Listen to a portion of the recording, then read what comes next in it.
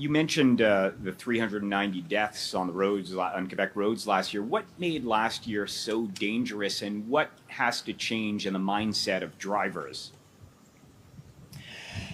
Well, maybe we haven't talked enough about road safety in the last years. As I said earlier in French, those are the types of problematics that are really complex and that we need to always have in mind.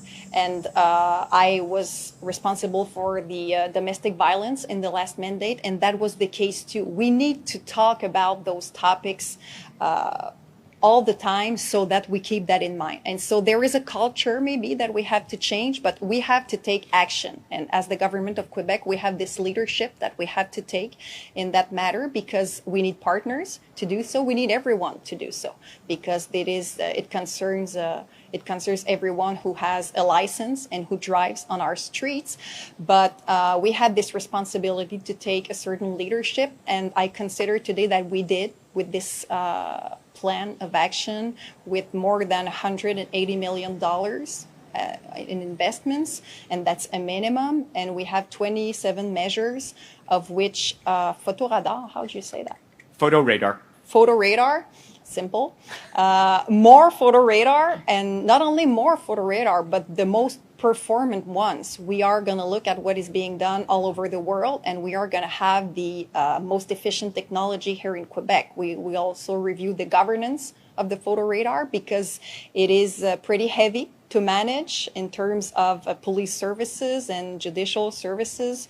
And so we'll make sure that we have the most efficient way to manage them. And the money that is being made with those photo radar is reinvested in public safety. So this is a virtuous circle. Is there one particular measure that you think will have a bigger impact? I think three. Well, all the measures, but more photo radar, the mandatory 30-kilometer-hour in all school zones. This is huge. And what's even huger is that we are going to make mandatory safe aménagement.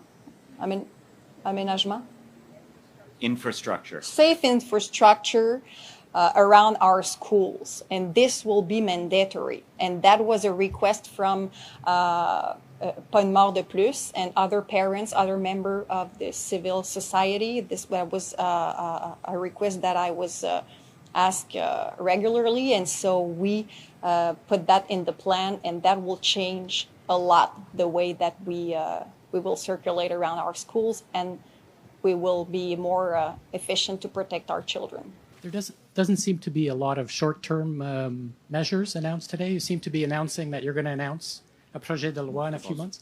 I'm just wondering what you say to parents who are worried about their kids who are going to school and next week, who are worried about the safety of their children. Well, today there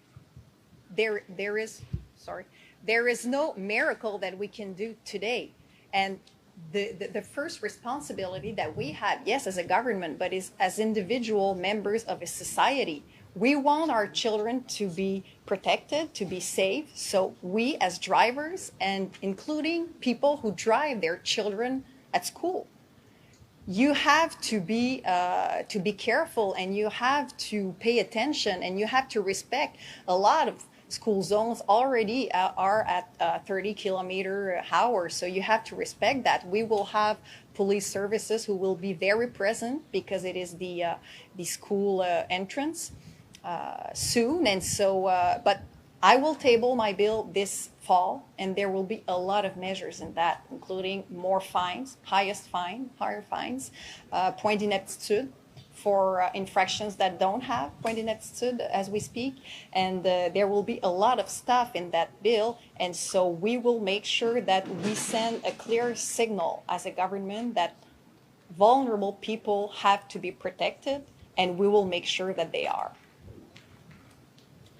Felicia Perillo from Global News. Just playing off my colleague's question, in Montreal specifically, also we have Vision Zero that was implemented a few years ago. So, the 30 kilometers an hour, we have at most schools already here in Montreal. So any of these measures that you're presenting today, also in the short term, that you hope will make an impact in the short term, specifically for the Montreal area? In Montreal, well, as I said, in the short term, there will be this bill. So I just answered about that. And the fact that we make mandatory the way that we organize our infrastructure, it is major. You can ask the FQM and UMQ, yeah, who are here today, represent the municipalities. This is not simple. When you say you have to make sure that every school zone, or for example, a zone around a hospital or places that elderly people go to, you have to make sure that those places are safe.